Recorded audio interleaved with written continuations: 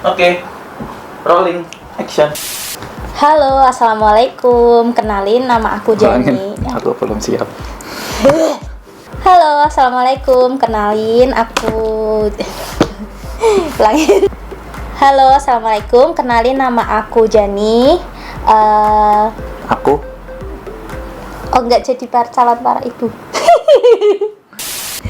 Halo, assalamualaikum buat para calon ibu maupun buat kalian yang baru mempersiapkan kehamilan.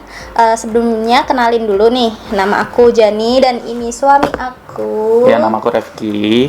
Jadi ini vlog atau video pertama kita ya. Judulnya kan apa nih? Maternity vlog ya. Kehamilan trimester pertama.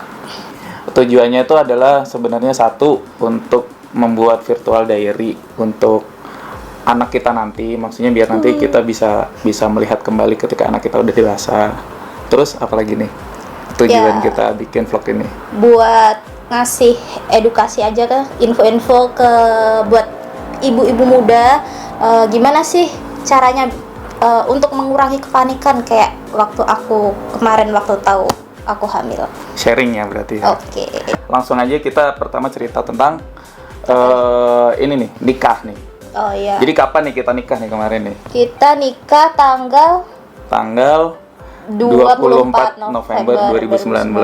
Untung benar. Oke. Itu waktu tanggal 24 November itu kamu masih ini ya? Sebenarnya aku lagi halangan waktu itu. Masih waktu dapat hari ya berarti ya. Mitos nih yang bilang, wah kalau lagi hamil ntar bulan depan langsung kalau lagi hamil, kalau lagi haid ntar bulan depan langsung hamil nih gitu katanya. Itu mitos yang sebenarnya aku juga baru pertama kali dengar sih. Terus bulan Desember kemudian itu kan bulan depannya ternyata masih dapat lagi ya. Iya. Masih dapat dan lagi. Itu bulan Januari itu aku sempet telat 2 hari. Telat 2 hari itu kan emang aku jadwalnya itu telat 1 atau maju mundur 1-2 hari tuh. Jadi kamu tuh sebenarnya jadwal haidnya itu termasuk teratur ya? Ya, alhamdulillah. Plus minus 1-2 hari ya? Iya, aku termasuk yang teratur. Waktu itu sempat tes juga ya? Ya, kita coba beli test pack. Iya, kita sejak nikah tuh langsung nyetok test pack nih, just in case terjadi sesuatu yang diinginkan kan? Oke. Tapi waktu bulan Januari itu masih ini ya, masih satu garis ya, masih satu garis. Ternyata satu garis. Malah pagi aku cek, ternyata sorenya aku haid lagi. 2 bulan masih belum. Berarti mitos yang tadi awal tadi itu kita coret. Tidak terbukti. Oke, terus. Singkat cerita, sebulan kemudian. Oh iya nih. Satu hal nih, kita dari awal itu nggak pakai program hamil ya? Kita emang nggak pakai program. Memang nggak ini dan ya. Nggak nunda juga. Jadi kalau emang dapat cepat ya alhamdulillah. Kalau dikasihnya nanti ya alhamdulillah juga. Yang penting kesehatan terus terjaga gitu. Nice.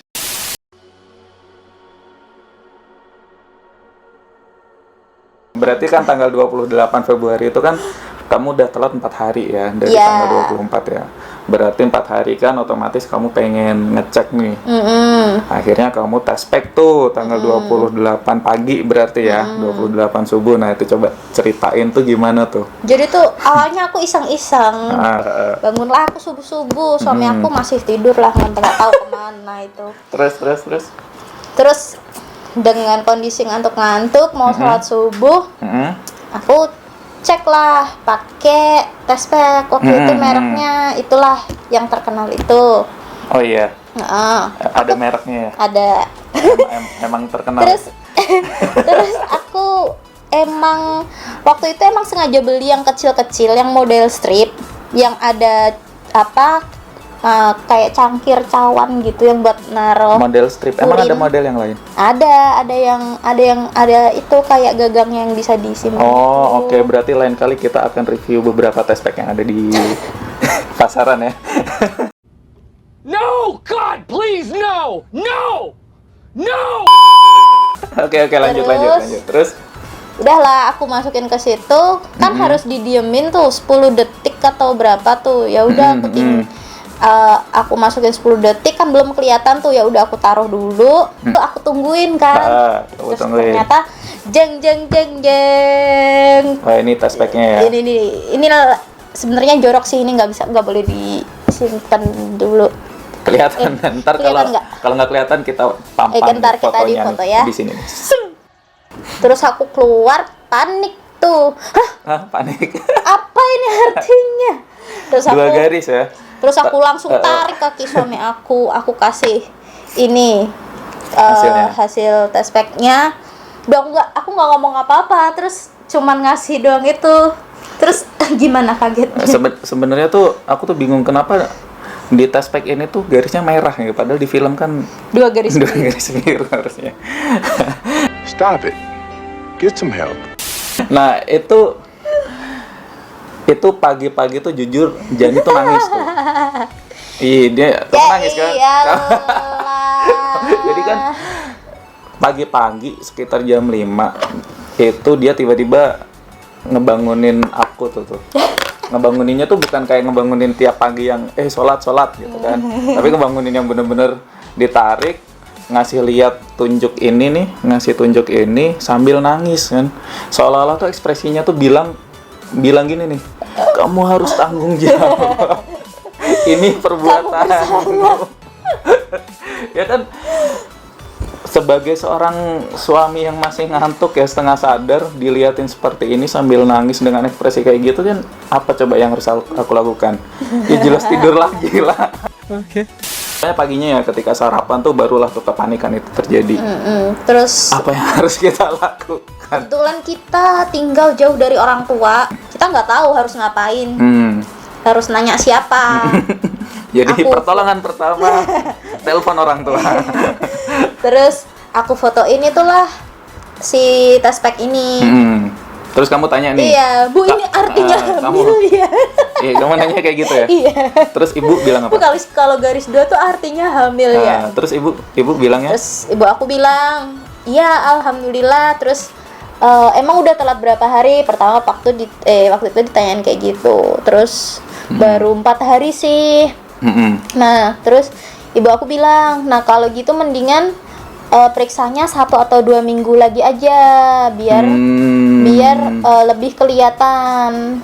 Setelah itu kepanikannya bergeser dari ini artinya apa ke mencari dokter dan rumah sakit. Ya, mencari dokter dan rumah sakit. Itu pusing juga ya ternyata ya. Itu bingung sih, banyak. Setelah nge-test pack itu, setelah dikasih tahu periksanya 1 atau 2 minggu kemudian,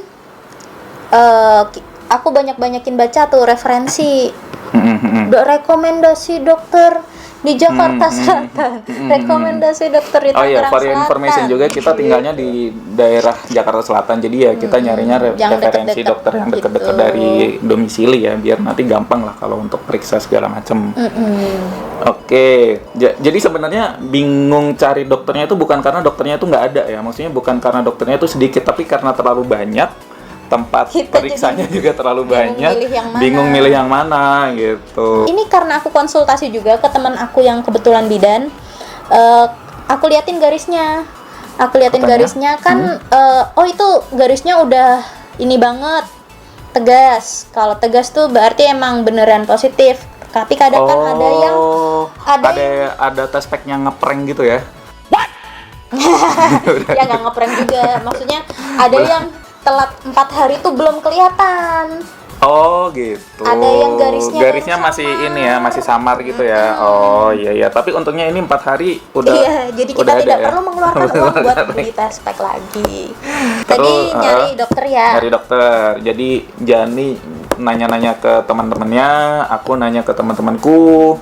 Terus juga kita browsing-browsing, nanya di Google, nanya di banyak blog yang bilang bla bla bla bla bla bla. Akhirnya milih ke mana? Ke dokter Rudianti. Siapa? Dokter Rudianti. Dan kebetulan bisa di Google tuh Dokter Rudianti. Nanti aku ada kasih praktek ke ini. di Rumah Sakit Premier Bintaro. karena dekat ya, paling berapa kilo ya? 3 kilo lah 3 dari sini ya, kilo. 3 kilo 4 kilo lah udah nyampe. Nah, kita coba-coba tuh di situ lah. Kita ketemu dokter Rudianti. Terus aku Betul. periksa itu hari Jumat juga, iya Jumat depannya. masa sih? Jumat malam, iya bener. Tanggal Jumat 26. depannya. Coba kita cek ya, tanggal 6 Maret. 6 Maret bener, hari Jumat. Oh ya, itu Selisih 1 minggu lah. ya ternyata. karena itu kita juga udah nggak sabar ya. Enggak, sebenarnya dia yang nggak sabar. Ya namanya orang hamil kan penasaran ya baru pertama. Oke, iya. Nah, Terus gimana nih kamu apa namanya daftar ke situ tuh? Oh ya, aku Coba nyoba, dikasih infonya nih. kan bingung ya. Kita kerja sampai sore. Harus daftar, kalau ke sana daftar di sana ntar kelamaan. Terus aku mikir, si dokter Rudianti ini bisa daftar online di mana sih? Oh, ketemulah nih aplikasi Alo Dokter. Aplikasi Alo Dokter, kita buat janji di situ sama dokter Rudianti, cari hari, cari jamnya. Terus oke aja lah kita ngisi daftar pasien. Nah, di situ langsung diproses dan langsung keluar ini Nomor antrian. nomor antrian. Terus kan kita tanggal 6 kan kita kesana nih. Dan karena jadwalnya jam setengah 8 sore ya, setengah 8 malam kita berangkat habis maghrib itu. Habis maghrib sampai sana ternyata kita harus ngisi pendaftaran dulu karena kita pasien baru tuh. Karena pasien baru, Kita harus data ngisi. kita belum ada di sana. Data kita belum ada. aku. Oh ya, data dia. Aku sih nggak perlu. Oke, terus kita masuk nih. Nah, kan kita masuk excited dong. Excited dong, masuk. baru pertama kali excited banget ya. Masuk ke dokter kandungan. Masuk ke dokter Biasanya ke kandungan. dokter umum. Biasanya kita sakit, periksa pilek ya. Pilek batuk, sekarang periksa kandungan Iya, nih. terus kita bingung mau ngomong apa. Nunggu Jadi dokternya nanya dulu Baru kita ngomongnya. gimana. Terus kita baru cerita deh. tapi ada satu informasi nih yang harus aku bagikan, kita bagikan. Jadi ketika kalian ke dokter kandungan pertama kali, jangan pipis. Jangan pipis. Aku Ya, saranin kenapa coba? di USG nih pertama pakai USG Jadi yang di perut. kita juga pengen lihat dong gimana sih perkembangan janinnya ketika itu. Iya. Terus Di perut. Aduh, ini kantong kemihnya kosong. Nggak kelihatan ya? Terus aku panik dong. Iya. Kayak, hah, nggak kelihatan. Oh Masa iya, sih? kemana nih? Iya. Terus? Dokternya bilang, habis pipis ya, gitu. Hah? Iya dok, habis Iya, pipis. benar. Aduh, kalau mau periksa, mau USG itu sebaiknya jangan pipis dulu. Kenapa tuh? Nggak tahu ya. Jadi katanya kalau pipis dulu nanti kantong kemihnya kemihnya kosong, nanti nggak kelihatan ya janinnya ya. Gitu. Mungkin karena pakai gelombang suara kan USG. Oh gitu. Jadi nggak ada getaran-getaran yang menerimanya, mungkin kali ya. Jadi nggak ada mediumnya ya. Ya. Kalau ada airnya kan mungkin bisa. Nggak tahu lah. Itu nanti kalau ada yang salah nanti komen ya di bawah. terus. Terus dokter bilang, jadi ini harus transvaginal. Apa lagi? Terus si dokter minta buat ini buka celana dulu lah. Buka celana dulu. Jadi Yaudah, intinya terus transvaginal itu adalah memasukkan sesuatu melalui lewat jalan lahir. Iya, lewat jalan lahir. Lewat jalan lahir. Waktu itu aku dibantu suster karena kan baru ya. Karena panik ya. Ini Iya, apa yang akan terjadi? Terus si dokter bilang tarik nafas ya buat kalian yang pertama kali USG transvaginal.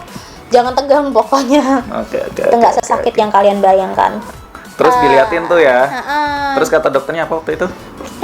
ini baru kelihatan Titik ya? kantungnya. Kantungnya ya. Kantung dan titik. Sudah ada itu benih. Si dokter itu baru memperkirakan kalau usia kehamilan aku waktu periksa ini itu sekitar 5 minggu. Oke, terus kita kan udah periksa 2 kali nih. Nah, untuk yang kedua Untuk kan pemeriksaan kedua itu jadwalin 2 minggu 2 minggu setelah. tanggal pemeriksaan pertama 6 Maret. Nah, pemeriksaan udah ini ternyata janinnya udah berusia 7 minggu 7 ya. minggu. Kalau berdasarkan USG Dan udah kelihatan ukurannya berapa nih? sekitar 1 cm. 1 senti. 0,986. Oke. 1 cm. Habis itu kita tanya-tanya lah seputar awal kehamilan. Makanan itu dokter bilang, aduh dulu, ibu hamil itu bukan orang sakit yang apa-apa nggak boleh dimakan. Cuman kalian harus makan yang membuat kalian nyaman. Jadi kalau seumpamanya kalian emang punya mah atau punya gangguan di pencernaan, yang nggak boleh makan asam lah, pedes lah, Itu jangan dimakan dulu. lebih baik menghindari dulu ya. untuk mengurangi ini efek mual yang akan terjadi di masa kehamilan di trimester pertama ini. Karena dokter Widianti itu bilang kalau permasalahan yang biasa dihadapi oleh ibu hamil pertama kali itu adalah masalah pencernaan yang berhubungan dengan perut. Kayak perutnya nggak enak, tiba-tiba mual, segala macam, muntah. Jadi itu sampai muntah ya. Iya. Tapi itu nggak semua Nggak semua ibu hamil mengalami seperti itu. Jadi nanti hati-hati aja, ini cuman sharing sih. Gitu. Nah, ternyata di Rumah Sakit Premier Bintaro oleh Dokter Rudianti ya, Dokter Rudianti itu ininya langsung di print, apa sih namanya, hasil USG ya? Yep. Hasil USG-nya tuh langsung Tanpa di kita print, minta. tanpa kita minta langsung di print. Karena ada yang bilang bahwa di tempat lain itu kita harus minta dan itu dibebankan biaya tambahan. Tapi di Rumah Sakit Premier Bintaro nggak tahu ya kalau dokter lain juga ya, karena ini kan kita baru coba satu dokter doang. Nah di Dokter Widianti ini langsung di print, jadi udah include ke biaya tindakan periksa juga ya, berarti di sini itu. Nah ini sih apa sih aku mau bilang. Sebenarnya dokter kandungan yang direkomendasikan di internet sama teman-teman kan banyak tuh di di Jakarta ini ya terutama ya. Tapi carilah dokter yang enak diajak ngobrol menurut kalian, karena dokter A misalnya kata orang bagus tapi ternyata nggak cocok sama kalian ya ganti aja, nggak masalah. Yang nyambung lah. Yang nyambung, yang nyaman lah. Nah mungkin nih ada yang nanya nih, bisa nggak BPJS gitu masuk ke situ. Nah sebenarnya kita juga punya BPJS ya, tapi ternyata nggak bisa dipakai karena memang kesibukan juga ya. Jadi kita Senin sampai Jumat itu kerja full, kadang juga kalau lagi ada dinas luar pun kadang sampai Sabtu. Itu jadi kita mungkin mencari fleksibel waktunya aja cari fleksibel waktunya. Dan juga kan kalau BPJS kan kita harus cari rumah sakit pemerintah, harus cari rujukan dulu. Rujukan dulu di vaskes pertama. Harus menyiapkan waktu. Jadinya kita mau cari yang fleksibilitasnya itu agak tinggi, makanya ke sana. Jadi satu kali lagi itu kenyamanan kalian aja mau periksa dimanapun. Nah, ini program hamil juga nih. Karena program hamil itu kan nggak cuman program untuk membuat kehamilan itu terjadi, tapi juga program untuk mempersiapkan kehamilan itu sendiri. Karena gini, asuransi selain BPJS itu kan kalau kita bisa membelinya atau mempunyai itu secara individu sebenarnya.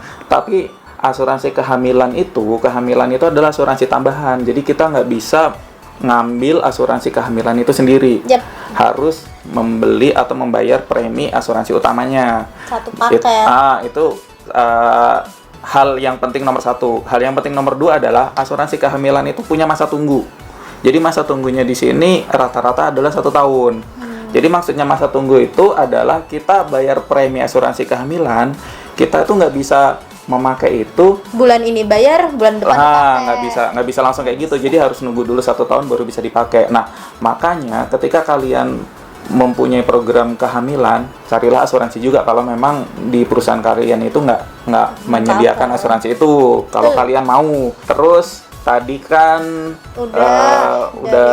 kita udah ngobrolin dari pernikahan ke awal kehamilan, kepanikan, paniknya udah, periksanya udah, makanan udah, asuransi udah, terus apa lagi? Kayaknya udah deh, itu aja. Udah ya. Buat kalian yang ada yang pengen ditanyain lagi dari penjelasan kita tadi kurang jelas, bisa tanya di kolom pertanyaan di bawah. Jangan lupa like dan komen, share dan subscribe channel kita biar gak ketinggalan. Iya, itu. Tadi kamu yang membuka, kamu yang menutup. Oke. Udah gitu aja. Wassalamualaikum warahmatullahi wabarakatuh.